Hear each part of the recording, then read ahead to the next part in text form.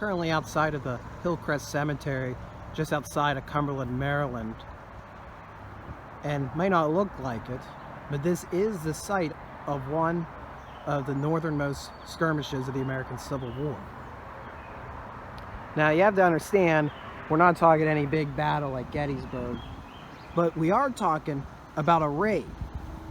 Western Maryland and West Virginia were heavily attacked during the American Civil War by multiple raiding parties from the Confederate States of America. There most famously was the Jones-Emmondon raid, which primarily targeted Rowellsburg, West Virginia, and around the Morgantown area, and helped supply the Gettysburg campaign of 1863.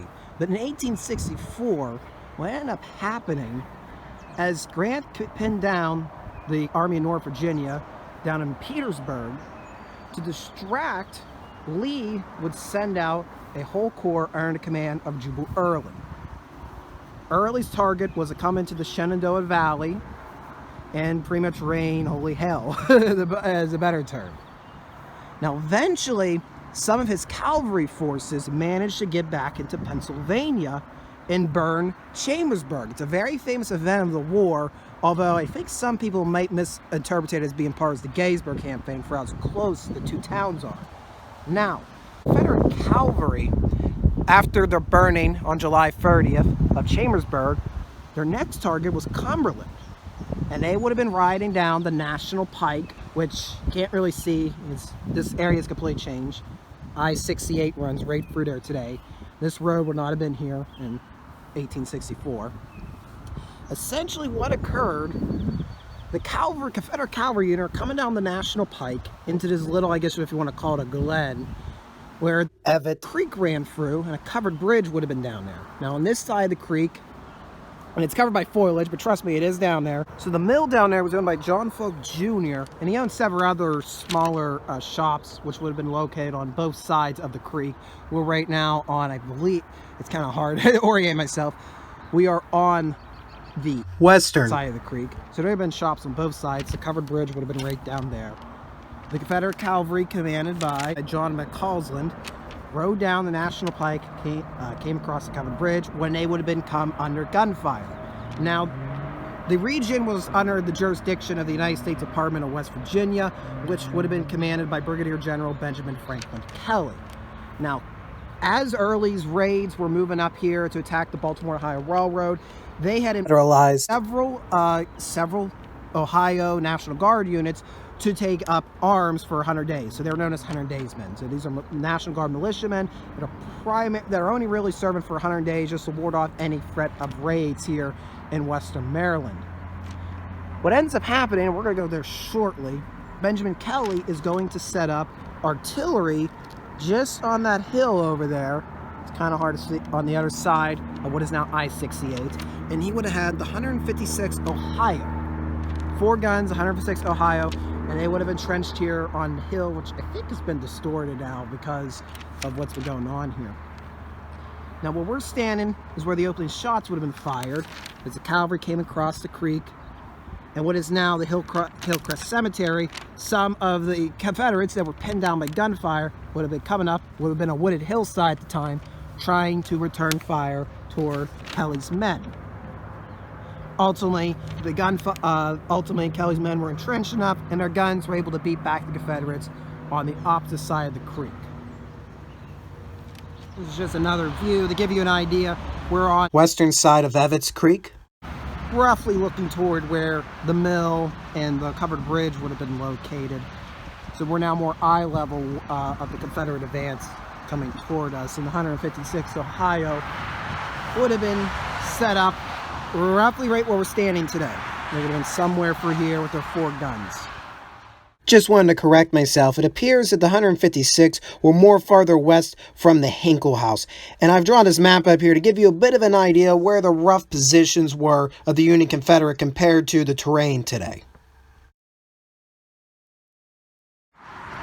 So we're now on the opposite side of I-68, and this sign is located now at what is now the Piscini Restaurant. At the time, the house part of it here was standing during the battle, and when it became a hospital to the few wounded Union and Confederate soldiers following the fight. And we're standing roughly, basically, where the 156 would have been standing. They would have been straddling the National Pike. Over there. Over there. And following, once the Confederates got pushed back across the covered bridge, essentially they decided to turn this into an artillery unit. They had about 4 guns, commanded by a Texan whose name is escaping me at the moment. I'll put it in the comments below. And you had the 4 guns here from, I believe they were labeled as from the 1st Illinois battery, but what confuses me on that, the 1st Illinois artillery units, they were way out west with Sherman, so I don't know if that's correct or not. There also was, to the south over here, way to the south, there was another Ohio unit commanded by the 152nd Ohio, and they had 2 additional guns. So you had 6 federal guns, 4 Confederate guns, firing at each other as loud as that truck. Went on, the battle started around 3 o'clock on August 1st, or skirmish. Went on until dark, about 4 hours. By the end, anywhere from 2 to 8 Confederates were killed.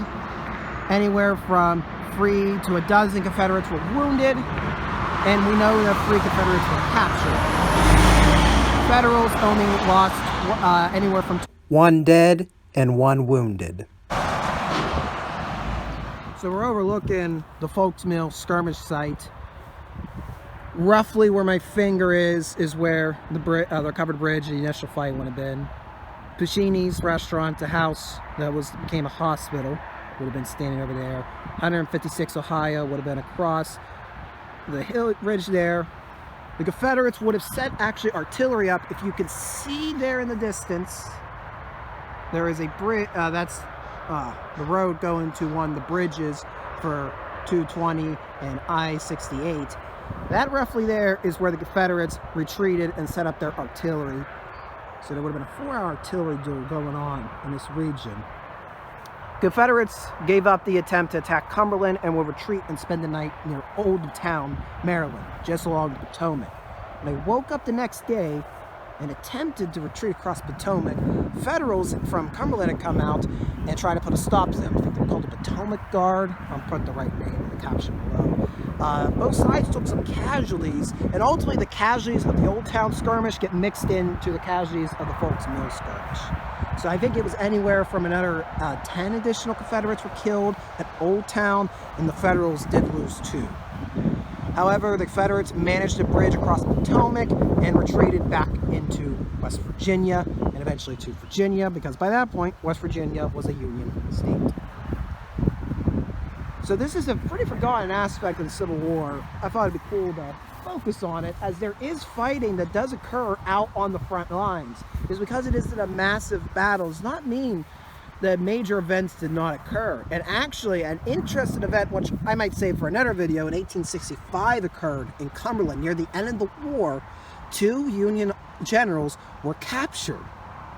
But that's a story for another day. So here's a map of the battlefield. We're currently standing right here. We're at one of the at the Shriners Club here, the Algonquin Shriners Club up here. So we're standing on the hill overlooking the fight. This is where we were at originally. This is the Hillcrest Cemetery today. This is where the initial attacks were made. There, generals.